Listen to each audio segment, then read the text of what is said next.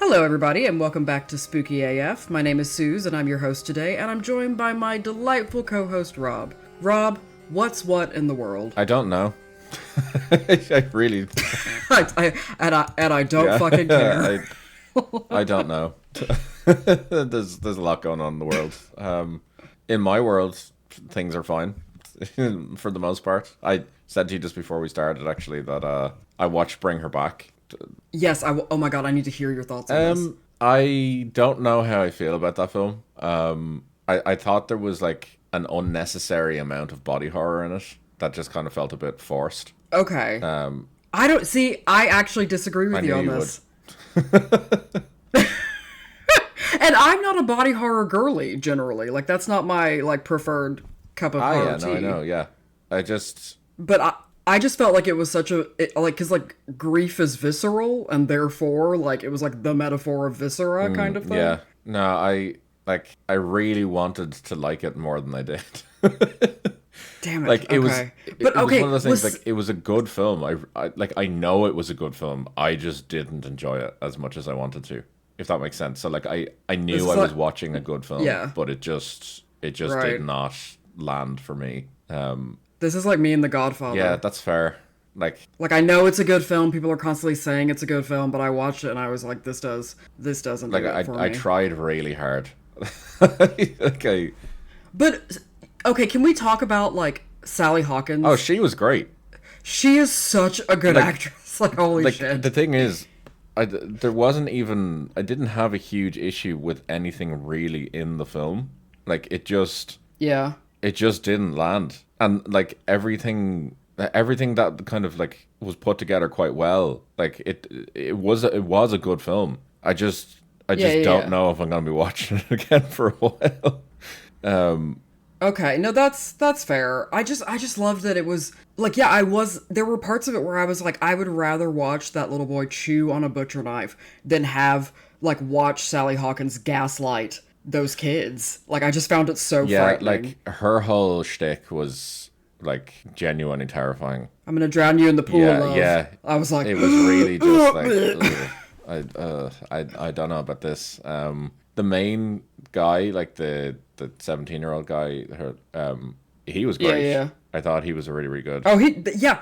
Oh, and the actor that is blind as well. She was fantastic. Brilliant. I really, really liked her. She was absolutely the brilliant. Little lad was just unnecessarily the little creepy. lad. Oh yeah, like I need to see his drawings. What's on the fridge at home? Like, yeah, it wasn't. No. What actually intrigued me more about that film than the actual film itself was the like background lore that was going on. The VHS tapes that Sally Hawkins was watching. And do you know that actually relates to what I'm talking about today? Well, then we shan't talk more about that then. No. That is like what a great segue into what I'm going to talk about. Do you mind if I go ahead and go for it? By all means. So I'm like, before we go on the recording, I told Rob that I just need to have this like done. This needs to be over, and it's because I need to give a little bit of background. So like, I wanted to revisit one of my favorite creepy genres. Okay. Which I know I've talked about on the pod before, which is like lost media and found footage. Yep. And so like that is kind of like, that is the thing that like Sally Hawkins is watching in Bring Her Back. She is watching, like, spoilers for if you haven't seen it, but like she is watching a ritual being undertaken, I think in like Eastern Europe, about how to like bring someone's soul back into their body, into a new body. Yeah, it's like a soul transfer process or spirit transfer process, whatever you want to. For sure, yeah, and it's super, like, that is one of the creepiest bits of the film.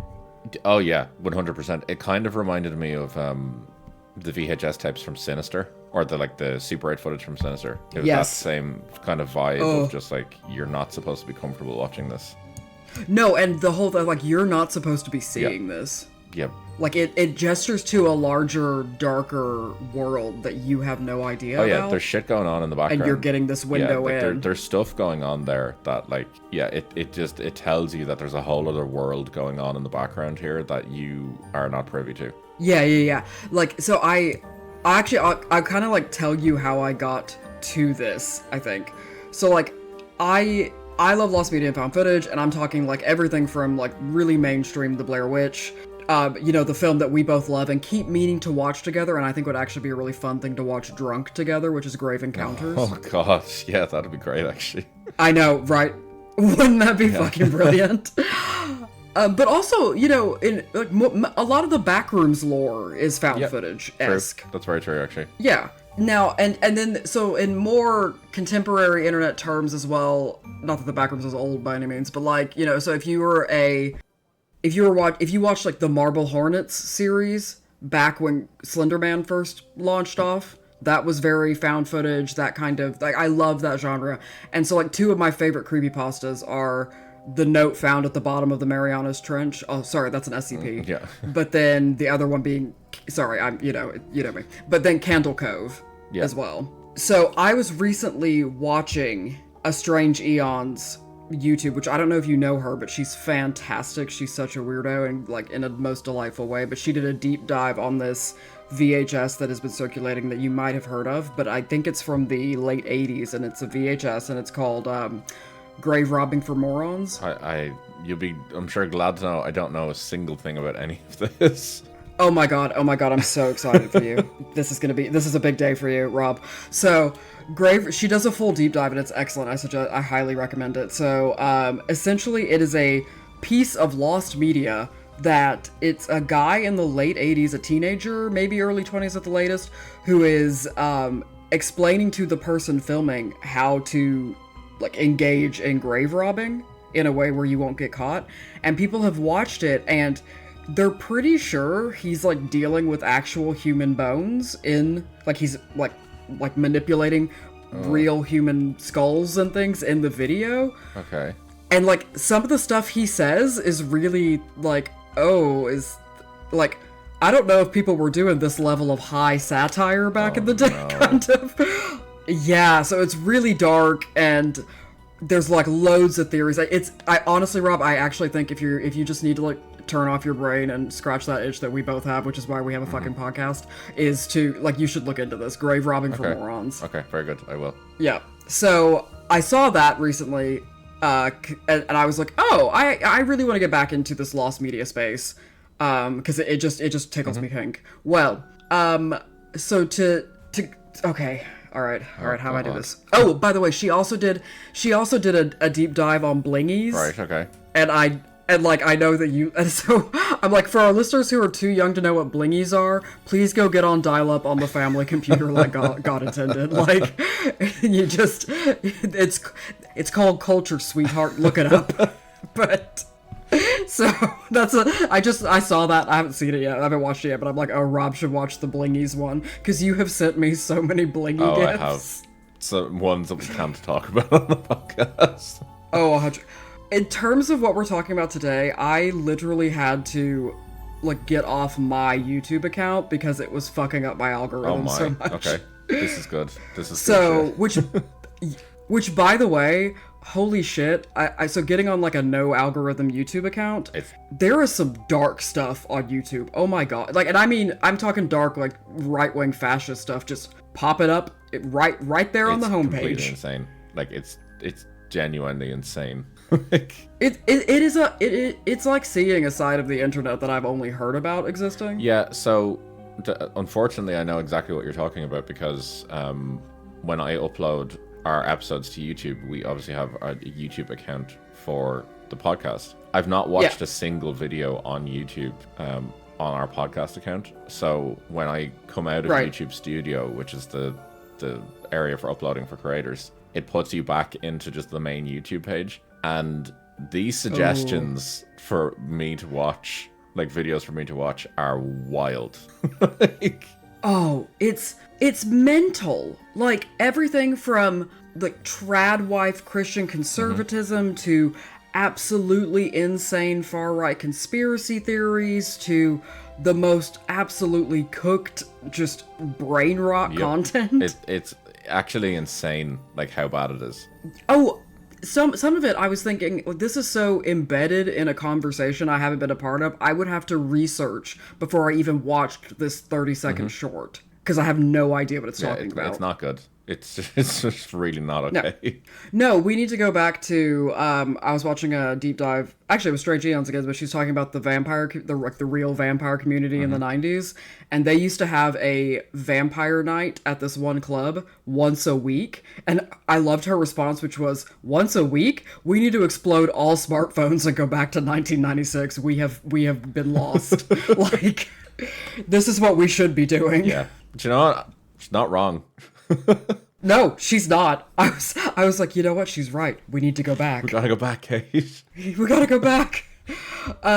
But so anyway, engaging with what I'm looking for brought up the weirdest shit. So I was inspired. I was trying to think, when did I start engaging with this type of dark artifact, lost media stuff? And it was really when I was a kid, and like really when I shouldn't have. So I'm talking like PBS, public broadcasting, at 4 a.m, because I get up at stupid hours, always have. Of like obscure 80s dark fantasy-esque stuff, like some stuff you come across during the middle of a sick day when you have a fever and you're unsure if it happened. And also this kind of dark, unsettling stuff that you would stumble upon during the early days of the internet. Yep. Like, you ever, I mean, I think it's a pretty common experience amongst a certain like subset of millennials that we found ourselves in a chat room we shouldn't have been just by like sheer like what the just clicking on shit. There's some there was some weird chat rooms out there. Oh yeah, I mean, I'm sure there still are. Oh, there definitely is, but like, yeah, I feel like it was a special but not okay time for. Yeah, exactly. It was not good. Definitely not. So today I'm talking about Peppermint Park. Okay, I have not heard of this. Do you? Okay, thank you. Whoever's listening, thank you to whoever has power over you not knowing things. I don't know. Whatever deity, sure, why not? So first, thanks to my sources, r/Lost Media, r/Houston, Lost Media Fandom, Puppet Fandom, and Wikipedia.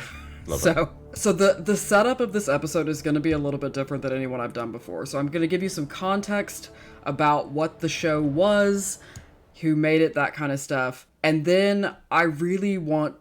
I had to... Like, I watched a full episode of it. There's only like 6 episodes, but I watched full episode of it. And I want to just read through the, like, free typing I was doing while I was watching it. If that's okay. 100%. I'm down for this. I'm loving to hear just a Suz stream of consciousness. Like my mind is a place you don't want to be in either dark or daylight, so like buckle up. We're getting an insight. We're getting a peek behind the curtain. Oh yeah. It's like that post that's like, it's all in your head. Yes, and I am also there, unfortunately. So, Peppermint Park was a low-budget TV series that never hit TV. It was direct to VHS, which is already, to me, a huge series of red flags. Yep. But it's always a great start when that happens. Yep. So, VHSs are hands down the creepiest form of media, I think. There is nothing scarier than like a beat-up VHS. There's just something about analog that just hits different. It just... Oh, it does. So, the show was meant to be an educational kids show. So, and I'll talk more about that, like its intentions in a moment. But it was released in 1987 and 1988. Way before my birth because I'm so young. Just kidding, it's not long before I was born. This is known. It is known. As it is written, so shall it be. But it's a series that obviously never hit television in the first instance, which gives me haunted vibes. However, it did end up being distributed during 1990 and 1991 to certain things. And this is the first time I've engaged with this. Do you know low power TV stations? No, actually. So... And I'm going to talk about the U.S. context, but they exist in other geographic areas as well. But they're broadcasting stations that are at a lower transmitter power output and they go out to a smaller service area than what are called full power stations in the same region. Okay. So in the USA, you need a special license from the FCC, and to note that these stations are not protected from interference from other classes of FM stations, which I find creepy. And these licenses from the FCC for these low power kind of transmission stations can be issued to non-commercial educational entities, public safety and transportation organizations, stuff like that. Okay. they were obviously more popular back in the day. However, there are a lot of advocacy groups now that are promoting these low power TV stations because they're a much more accessible way for people to get things out to their communities. Okay. And to have, ad free, community driven content. Okay, fair. So yeah, it seems like a really positive thing. And so if you're interested, oh, for sure. And it's like, yeah, let's stop, giving Disney money and, put on our own things. So they're there to promote diversity and independent media ownership, and universal access to public communications.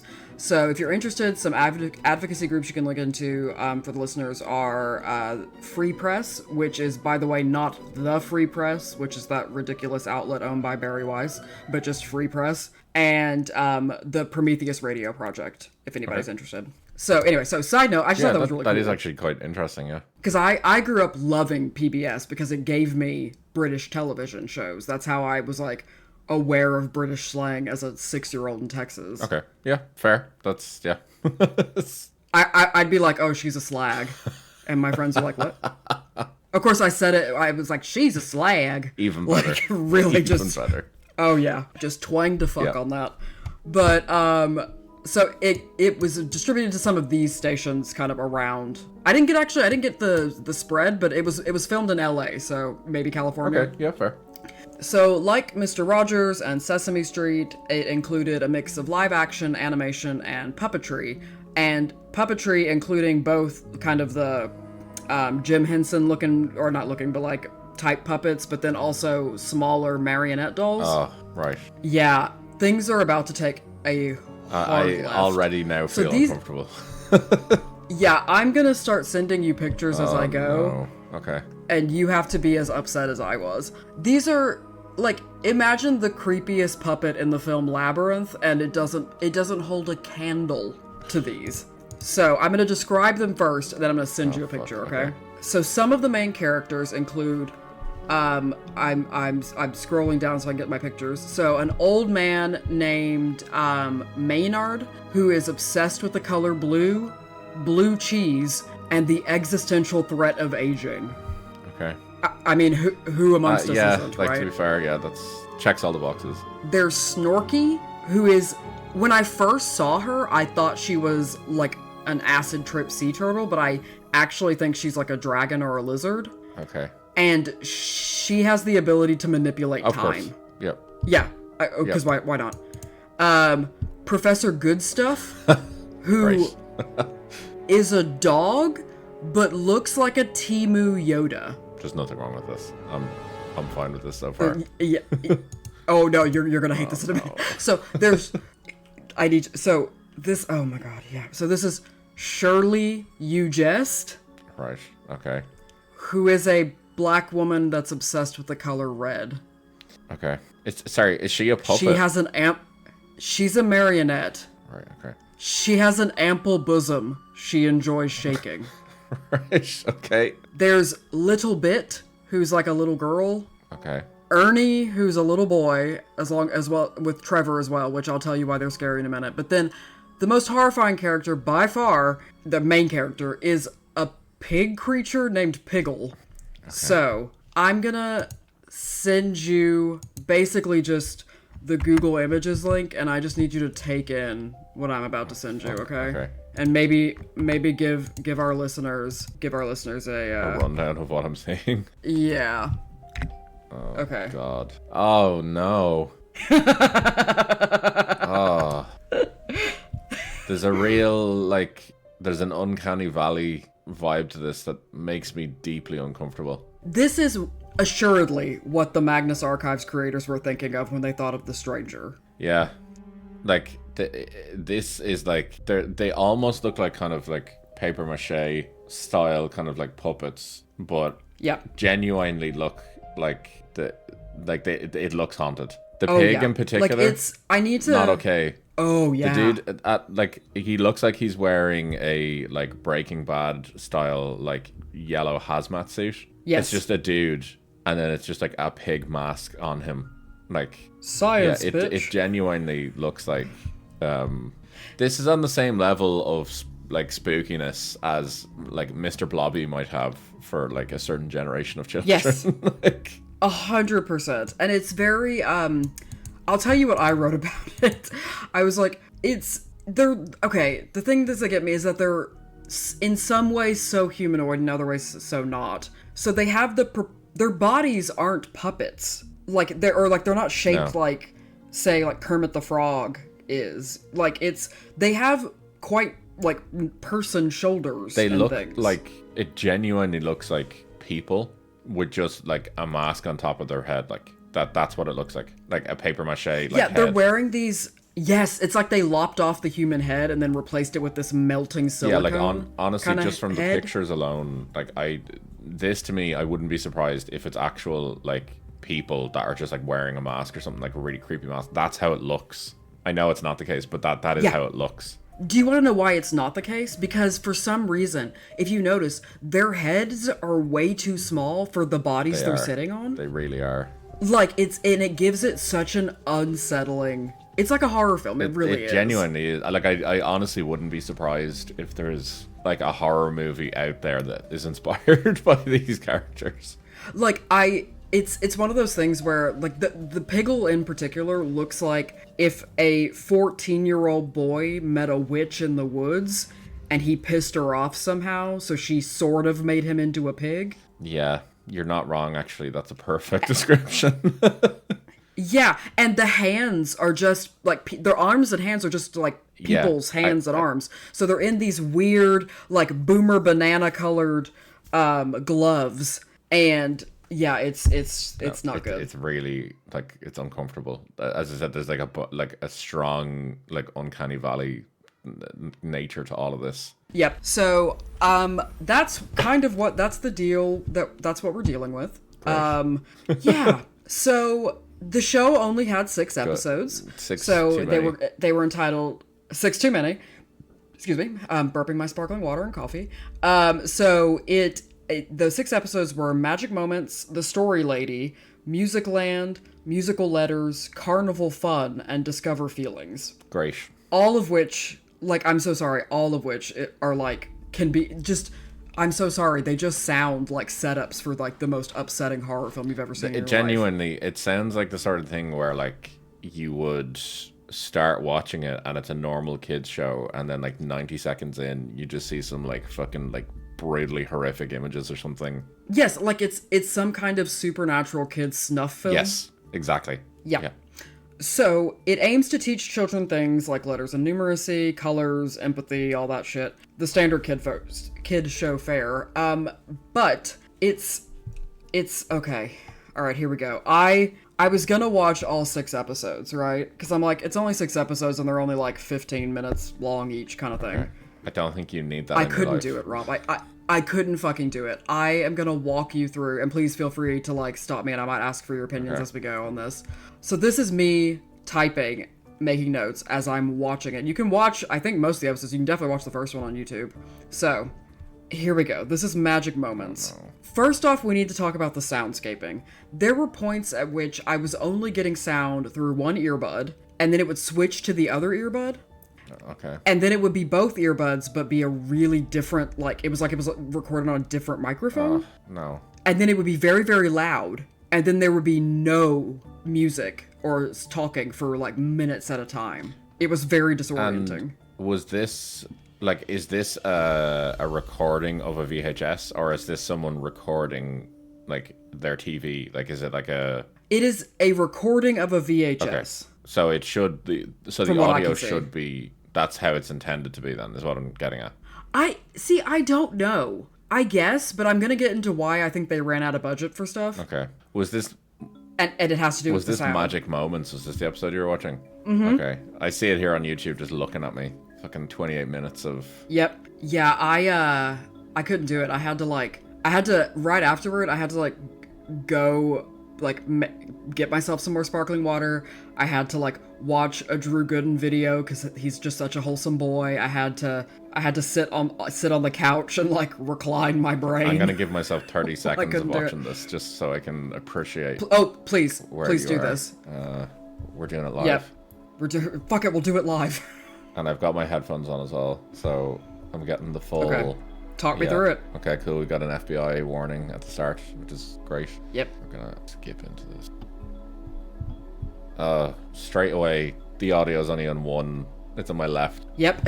Okay. Yep. Exactly. It was on my left. So it is so upsetting. It is like my favorite bit is that, well, because it's clearly shot in like the suburbs of LA. Yeah, for sure. It's kind of got like a Sesame Street vibe. It's a bunch of white, but a haunted one. It's very like it's clearly meant to be like, oh, look at these kids who are frolicking and playing, but I feel like at any moment the color's gonna drain from the screen. That's what I was saying, like it gives that kind of vibe of like something that you'd watch normally and you'd be like, oh, that's a kid's show, we'll leave it on for them, and then you turn away from the screen and your kids are watching some like horrific well, they're watching Slender Man, essentially. Like it is set up like a horror film. There's like really weird, poor quality original music over the top. It's like Peppermint Park. Okay, I've gotten past the intro. Okay, stop there for a moment. That audio is not comfortable to listen to.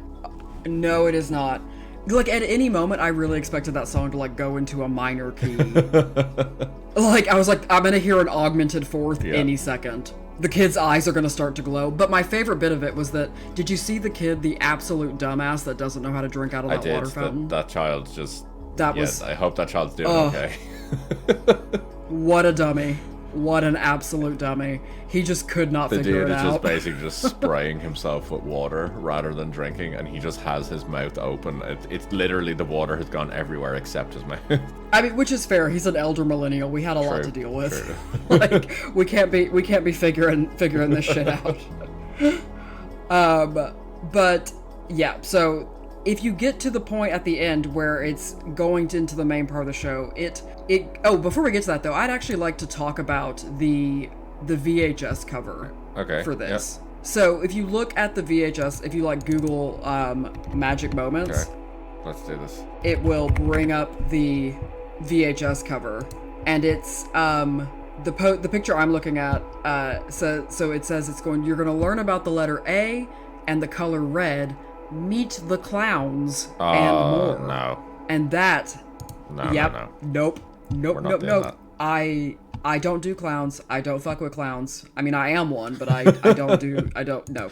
Like, squeeze my nose and tell me what you hear. But like, actual clowns. I watched Tim Curry's It at like a way too young age, and now I can't do clowns or spiders. That is fair. That like you get a pass for that. Yeah. That's okay.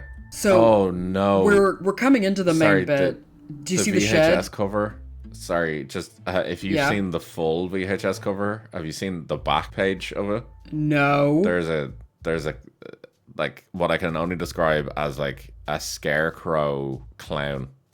Like it's made of straw. Oh no, Rob, we're gonna talk about it because it gets so much worse. Okay. However, I am going to send you an image of what I think needs to be like our new favorite meme format. Okay. just Piggle looking bewildered. I'm going to have some like questionable like download history for what I'm going to put on Instagram this week for this episode. Absolutely, Cook. So we're gonna get to the scarecrow because it is upsetting. So it zooms in, and at the end of the opening credits, there's what is essentially a shed. Oh, it's made of dirty. It's a murder metal. shed, and it's got the same vibe of like a white, broken up van that says like sweets on the side of it, like free candy or something. It literally just has a strip of cardboard adhered to it that says Clubhouse. Like, it's not okay.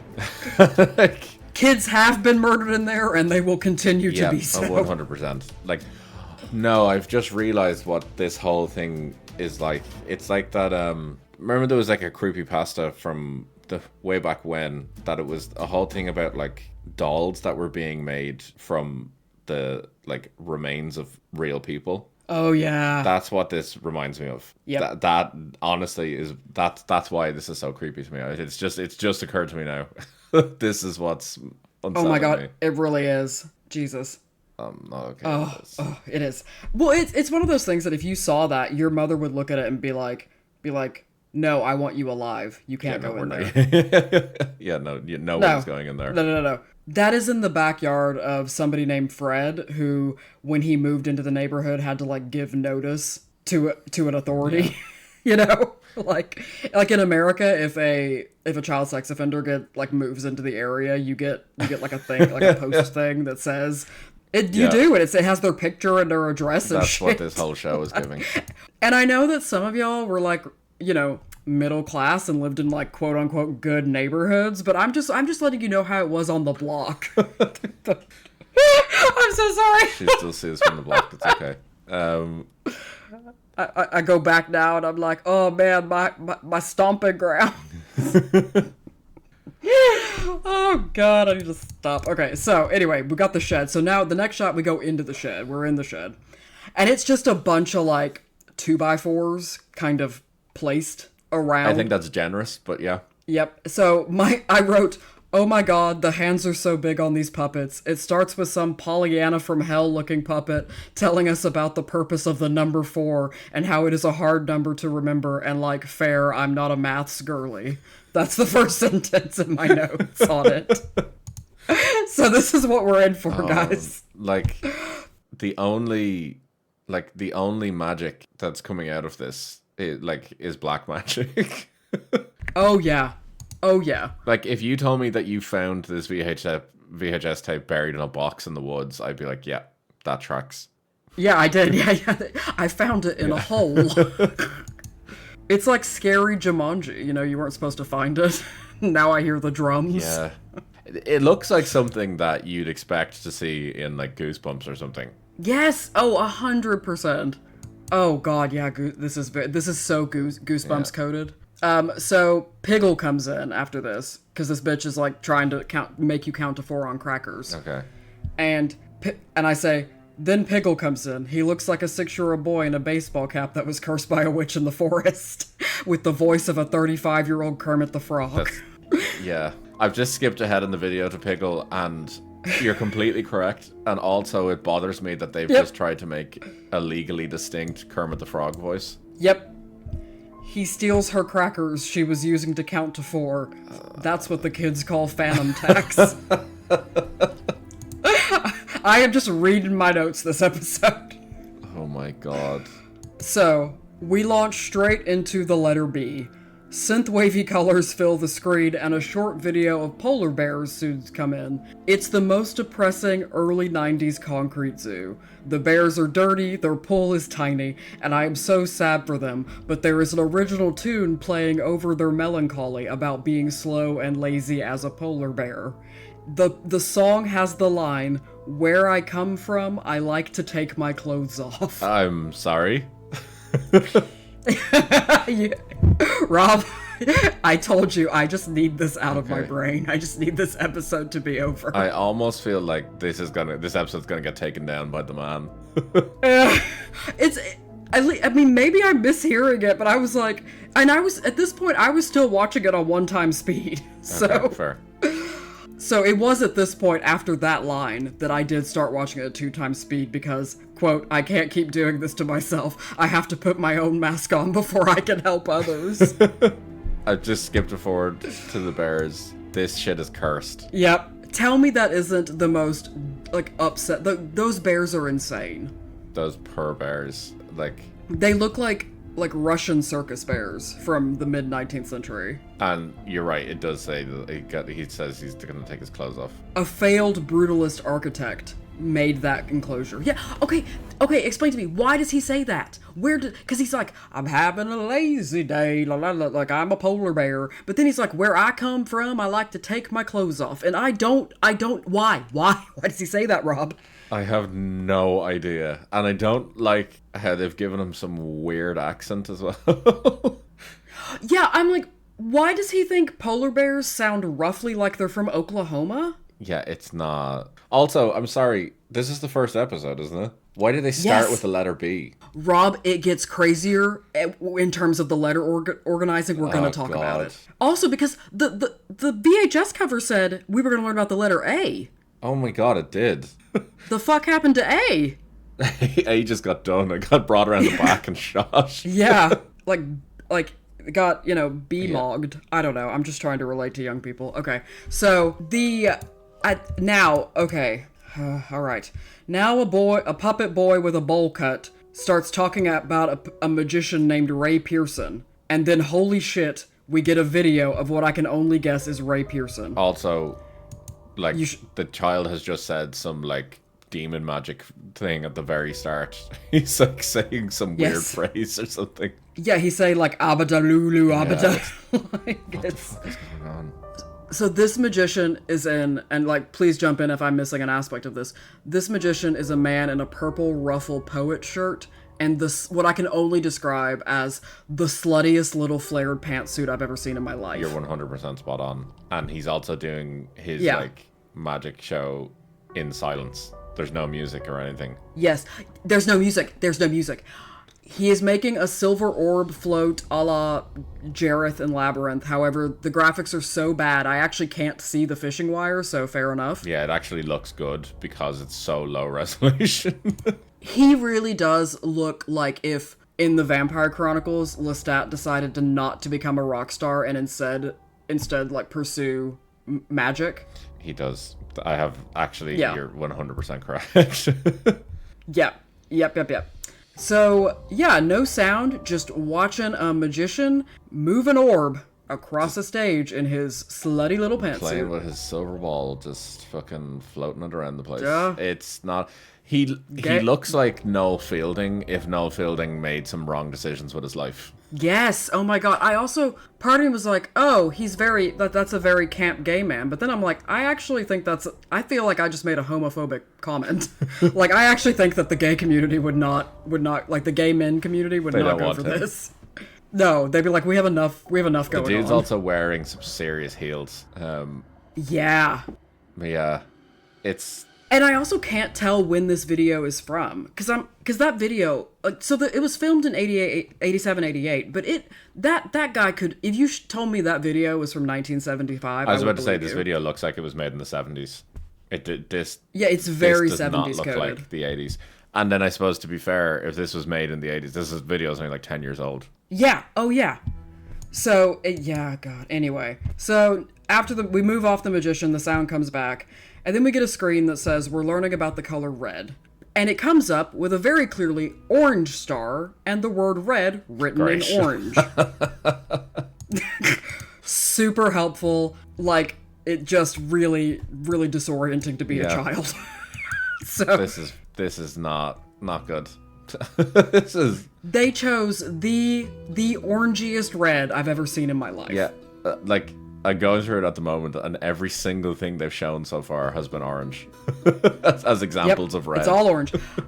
But can we talk about the gumball machine they show that's just in the middle of a field? And it's also orange, by the way. It's orange. Also, it's giving me the child version of a staircase you find in the woods. Like, you can't eat gum out of a gum machine you find in a field. That is haunted shit. Oh, Suz, I've watched too far. So... The puppet has come on. Yeah, oh. Okay. All right, everybody. Like, if you haven't buckled up, maybe buckle up now and further.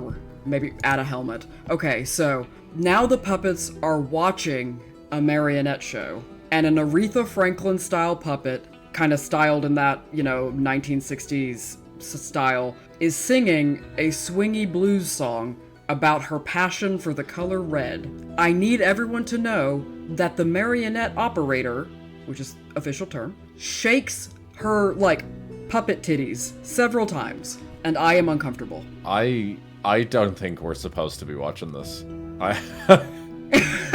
I also feel like... Rob's like, I think we're gonna have to back out. I also feel like there's something incredibly racist about this puppet.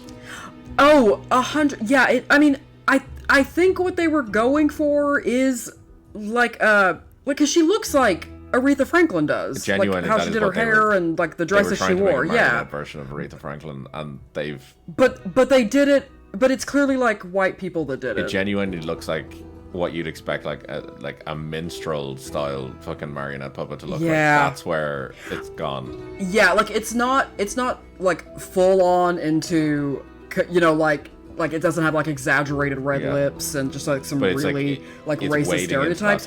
But it is. Yeah, it is 100%.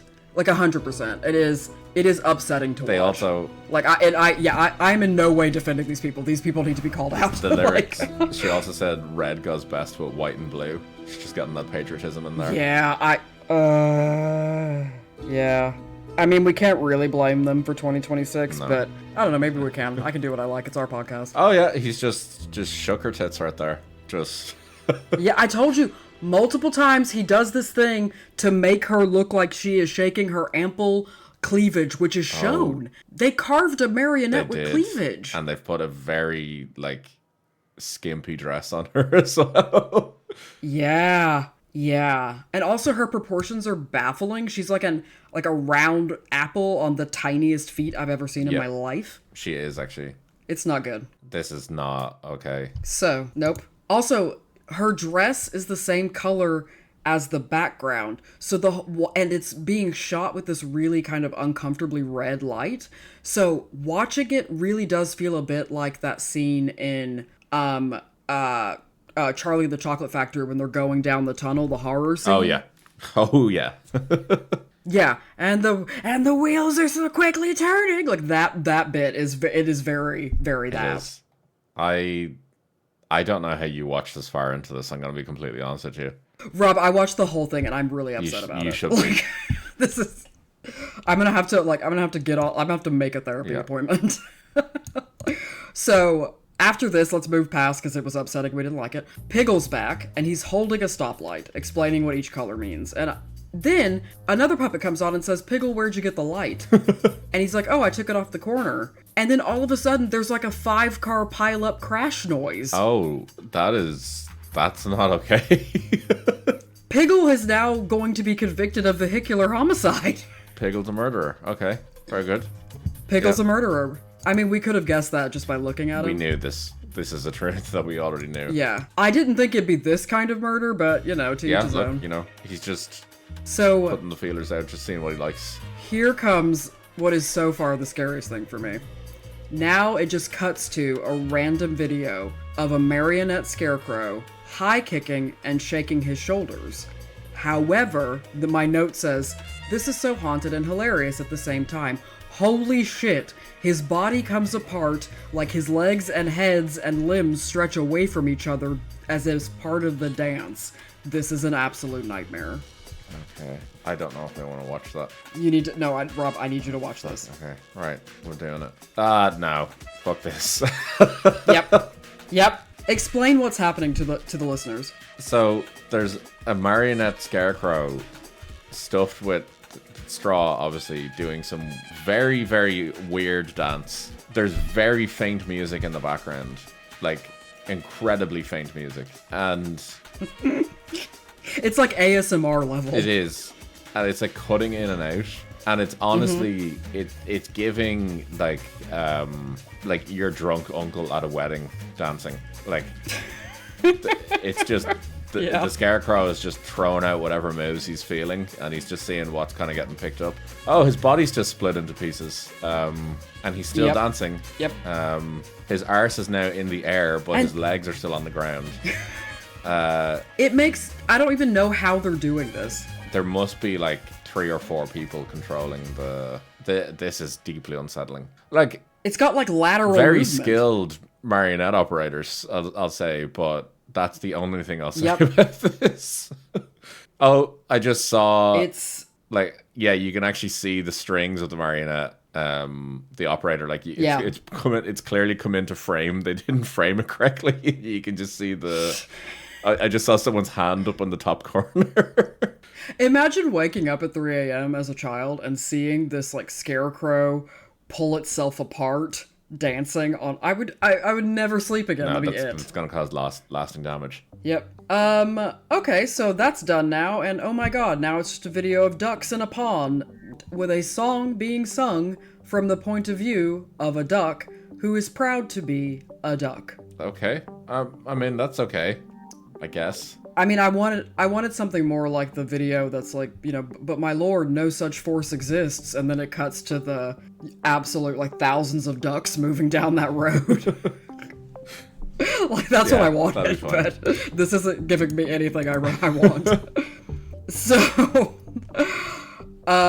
so that happens, the duck song, and then a lady shows up. This is our first human woman in the show. So she is a white woman wearing the most early 1990s Sears catalog coded floral dress. It's got ruffles. It's pastel. Yeah, it's wild. She has teased her hair. It's a lot. It dates it very clearly.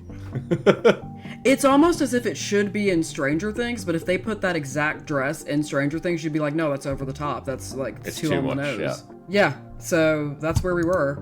And she begins to read a truncated version she's sitting on a playground equipment set, surrounded by children, and she's reading The Emperor's New Clothes. However, it's just a series of still poorly illustrated like images of the story. It's not even animated. Okay, I'm fine with this though. Like, this is fine. This is just like... Well, yeah, but the bar is so low, Rob. But that's what I'm saying. Like, this is just like every other 90s children's show.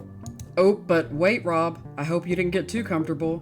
Because now we're looking at a marionette of a blue, sparkly capped French clown marionette on a tightrope. It has White Walker blue eyes and a completely white face, and there's no sound. I've just got to that. I also don't appreciate how it literally just cuts straight into that with no warning. It's just, we're right in here. No transition. This is somehow prefiguring people scrolling through TikTok. Just like cut to the next. We'll give them 60-second segments. They're cooked anyway. It's fine. Yep. Like, I mean, it's just no sound, just a weird French clown doing a walk on a tightrope. It's not okay. It's really not okay. And then, Rob, we've done the letter B, so presumably we'll go back and do letter I. Very good. No clue why. Cuts to a video of kids ice skating with one baffling dumbass little girl who's just licking the ice skating rink. Just down on her hands and knees, going after it. Good for her. I hope she and Water Fountain Kid got married. I was just going to say, her and Water Fountain Kid must know each other. Yeah. I mean, this is what happens when you don't, like, I'm just thinking, like, back at the 80s, I was like, they had a lot more lead in their lives. They did. They've got that lead paint stare. Oh, yeah. And then, once that's over, we get stars with numbers in them flying at the screen in almost a Doctor Who warp hole. Yep. Kind of animation. I see that. With, if you have the sound on, it's just a children's scream counting to 10. Oh, it is. Yeah. And the audio keeps switching from left to right as well, which is really comfortable. Upsetting. It's the binaural nightmare. Then there are the two horrible puppets are back and are blowing bubbles, which they give instructions for and say, this is a good thing to do when you can't go to the park or play with your friends. You should just stand around and blow bubbles. Okay. Couldn't they have said read? Or, something like painted? Yeah. Something creative or, I don't know. Yeah, I've just skipped ahead to where we're going next, and I need you to address whatever the fuck this thing is on my screen. Wait, which part are you at? The fucking turtle thing. Oh, that's okay. That is what's her nut? That's the one I thought was a turtle, but she's not. She's like a lizard or a dragon or something. Right. Okay, that makes sense then. Yeah. She's Snorky. Of course, Snorky. Yeah, because we didn't see Professor Goodstuff, who's the Temu Yoda. I will send you a picture. I just saw him there earlier. Okay, yeah. He's supposed to be a dog. No, he's not. He's more of a camel, I would say, than a dog, but... I need to send you what I can only describe as the most, like, tripping balls alligator that I've ever seen in my life. Also, and I need... Why is this creature... I've already forgotten her name. Snorky. What the fuck did you just send me? So describe to the listeners what you're seeing, Rob. You have sent me... the like cursed alligator version of the mother from Golden Girls. Sophia. Yeah. It is this poor alligator. It looks like it's watching 9/11 happen in real time. Like, it looks horrifying. It's literally for no reason. Clutching its pearls, like literally clutching its pearls. It has resting trauma face. Oh dear. So, yeah, and then in the final montage, we get, it's the same as the first, it's a bunch of kids playing in the park and all that, but it's a different original song about, come back to Peppermint Park next time, and honestly, I don't think I will. Yeah, you've also, just glanced over how we're being told that, oh, come back next time, but the puppet who's delivering this message is standing in front of a sign that says private. Oh yeah, I forgot about that. What's going on in there? So, essentially, that is Magical Moments, or Magic Moments, whatever, that's the first episode. So, I just have a couple of points on the cultural impact, and then we can discuss. So, to the surprise of absolutely no one, this directly went on to inspire the author of Candle Cove, Nick Antosca. Mm-hmm. I'm not surprised there. I did have to learn a new term for me to understand this next sentence, but apparently this has been the inspiration for several YouTube poops. I'm sorry. Sorry. I was really hoping you would know what a YouTube poop was. Absolutely do not. I had to look it up because I was like, what the fuck is this? So I'm going to give you the Wikipedia definition. A YouTube poop, shortened YTP, is a type of video mashup or collage film created by remixing or editing pre-existing media sources. They originated around 2004 and quickly became popular online. They often incorporate internet memes, slang, and popular music, carrying subcultural significance into a new video for humorous, nonsensical, random, vulgar, or satirical purposes. Okay. That doesn't make it any clearer, but okay. No, and so, I saw it and be like, oh yeah, this, as you can see, it went on to inspire a lot of YouTube poops, and I was like, at this point, my brain was so, just absolutely so fried. I was like, no, I can't look that up right now, I have to go for a walk. No. Just no. Yeah. And then finally, I stumbled across a really interesting Reddit thread on r/Houston that was talking about Peppermint Park, and people remember going there. And I was like, what? But it turns out there was just there was a child's play kind of mini fair called Peppermint Park at the Gulfgate Shopping Center. And the pictures of it really do actually look like the montages from the show. Which I'm almost certain was filmed in LA, so I think every kid's play area and show was just an absolute nightmare. This is just wild. This is just wild. That's it. That's the show. What are your thoughts? I was worried it would only be like a 10-minute thing, but I guess it took a bit longer. I have some serious thoughts on this. First, I just want to point out that on the fandom wiki page for it, the creators, it says Peppermint Park was created by John Horton and puppets crafted by Dan O'Quinn and Dave Chapman. You get to Dan O'Quinn and it goes, Dan O'Quinn has been known to work on several projects for PAX, Comic-Con, conventions and companies, including Hanna-Barbera and Nickelodeon. Currently resides in California. Fair enough. The next part is the weird one. Dave Chapman went on to create a show called Beat City Kids, with many of his puppets made for the show appearing. He also made a couple of projects like blah, blah, blah, blah. There's a few bits there. It's not known where he is today, as finding information on him is difficult. As of 2023, his YouTube channel is the only trace of his work. Then we get to John Horton. John Horton's only credited role is director/music producer on Peppermint Park. It was updated in 2017 that John Horton has been residing in Nevada. His current career status is unknown. So I completely missed this because I was so upset by watching Magic Moments. The puppets killed them. I think is the... This is the real life Mr. Bonzo. It is. There's a documentary. There is literally a documentary I have just discovered. It's called Peppermint Park, The Story. Oh, I don't know if I can do it, Rob. I'm not really watching that.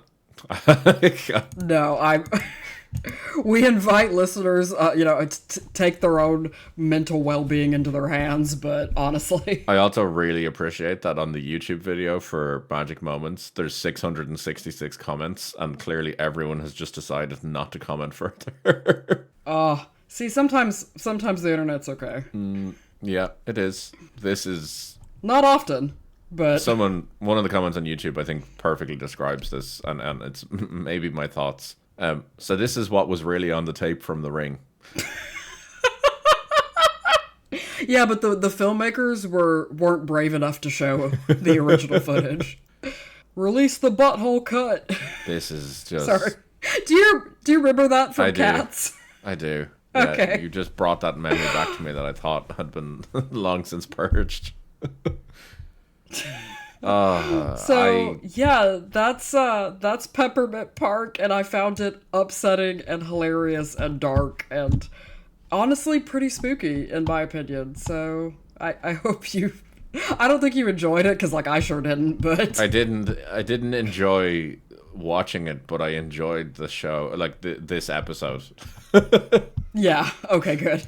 That's the main thing, because I'm like, I need you to understand the sacrifices I made for this particular recording. Thank you for your service. No problem, yeah. But I need to stop being interested in dark internet artifacts, because I keep ending up looking like the alligator picture I sent you with the resting trauma face.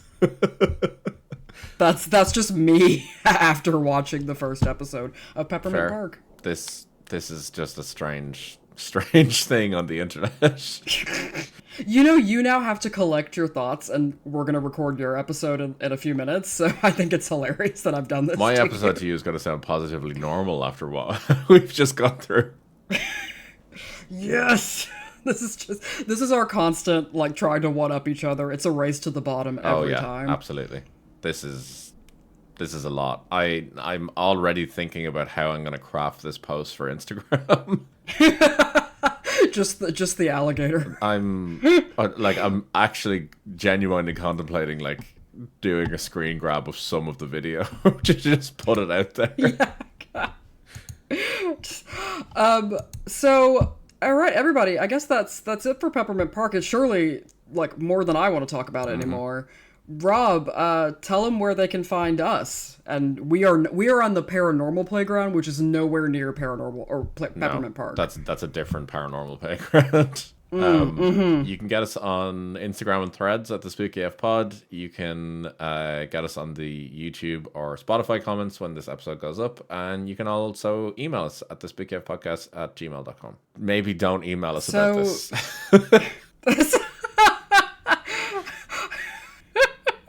Sorry, I hope everybody is having a great and safe time wherever they are, and that we're all we're remembering that if we're punching up, not down. Exactly. So, and definitely punch Peppermint Park puppets if you see them, because that's some dangerous shit. Stay away from any sheds that say Clubhouse on them. Oh God, yeah, for sure, please, for everyone's safety and well-being.